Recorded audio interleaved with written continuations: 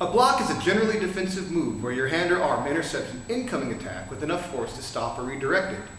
At higher levels of skill, the line between a block and a strike becomes blurred. It is also possible to block using your feet and legs.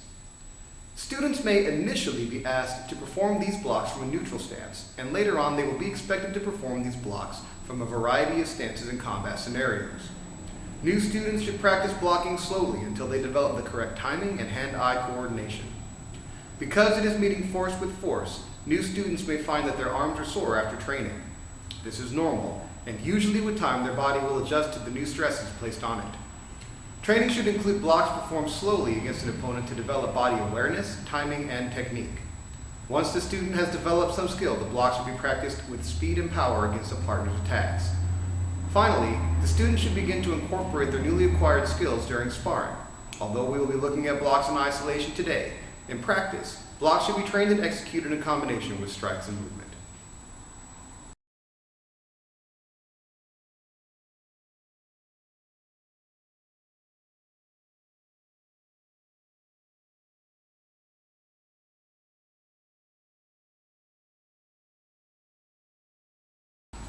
So we'll start off the inward block from square horse position with the back straight and the knees bent. And to do the inward block, the first thing he's going to do is he's going to raise his right arm out to the side with his arm in a fist bent to 90 degrees. He's going to bring his arm across his body, crossing his center line like a windshield wiper. It's very important to cross the center line. If you don't cross the center line, what will happen is the punch will come in and basically he'll just guide it into your face, which you don't want. And then he'll return. You see the final position of the students. Eric is throwing a punch. Scott is blocking the punch using his inward block. Notice that the block crossed the center line, and the punch was originally aimed towards the middle of his face, but because he intercepted it and took the force from his turning to the left, and it moved his punch away from the intended target. So go ahead and do it again from the beginning.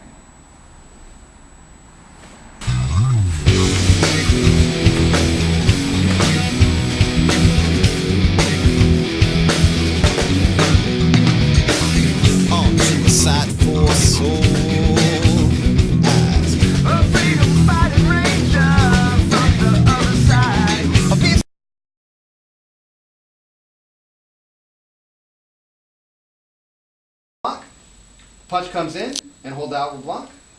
So for the outward block, it's the same thing, only the energy is going to be going to the outside. The punch comes in and make sure that it goes out far enough so that you can take advantage of the opening created by the block that you just did.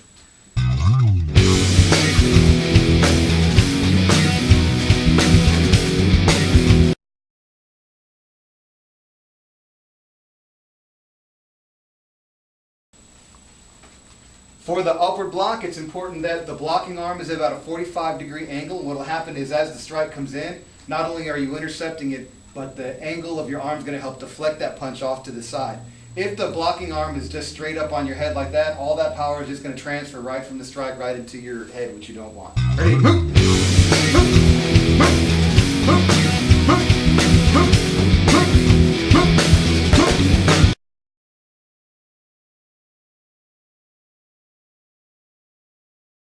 And then the downward block, most likely is going to be used against a kick. So what I'll have David do is get into a fighting stance, David, and he's going to throw a front kick from his back leg, and El's going to do a downward block. Excellent. And so a common problem with this kick is you block too close, and what happens is the kick just actually hits you anyway. So in this case, you want to block that energy out to the side. It works either way, so go ahead and switch your stance. You do the same kick.